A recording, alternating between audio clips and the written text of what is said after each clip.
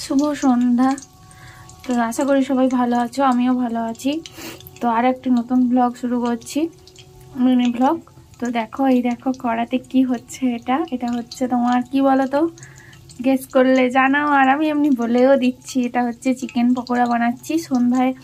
এখন কাল থেকে ভালোই ঠান্ডা আছে, এখন চিকেন পকোড়া খেতে ইচ্ছে করছে।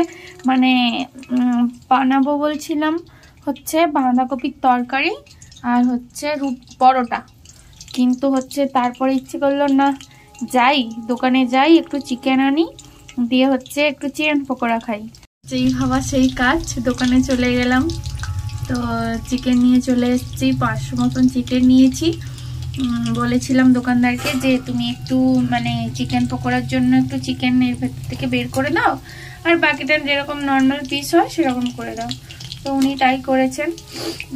হচ্ছে কিছুটা চিকেন পকোড়ার জন্য, আর হচ্ছে কিছুটা হচ্ছে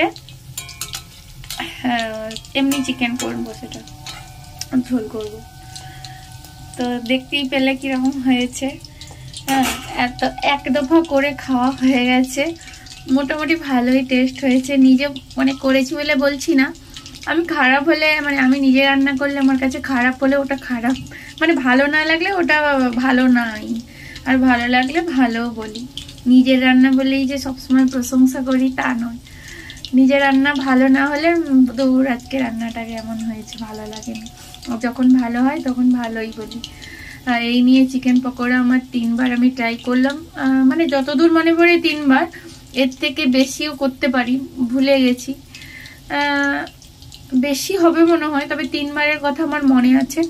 ফার্স্ট যখন করি তখন হচ্ছে ভালো হয়েছিল, খুব ভালো হয়েছিল। ফার্স্টবার ট্রাই আমার সবসময় বেস্ট হয়, মানে যখনই আমি নতুন কিছু ফার্স্টবার ট্রাই করি আমার কাছে মানে সেইটা পারফেক্ট হয়ে যায়। তো চিকেন পকোড়াটাও পারফেক্ট হয়েছিল, মানে দারুণ টেস্টি হয়েছিল। আর এখানে কিছু মানে তাও মানে অনেকদিন আগেই করেছিলাম, গরম থাকাকালীন করেছিলাম। মোটামুটি খুব একটা ভালো হয়নি, ওই মোটামুটি। আজকেরটা ভালো হয়েছে। আর তোমরা কে কে চিকেন পকোড়া খাবে চলে আসো, তোমরাও খেয়ে করে বলবে কিরকম হয়েছে। তো হচ্ছে আরেকবার দেখিয়ে দিই ব্যাক ক্যামেরায়। আর এর সঙ্গে চা হলে ভালো হতো, তবে হাজবেন্ড এখনো আসেনি, ও আসুক। এই যে এটা ভাজছি ওর জন্যই, এগুলো এমনিতেই যেহেতু মানে কাঁচা মাংস দিয়ে করছি একটু বেশি সময় লাগবে, একদমই স্লিম গ্যাসে হচ্ছে।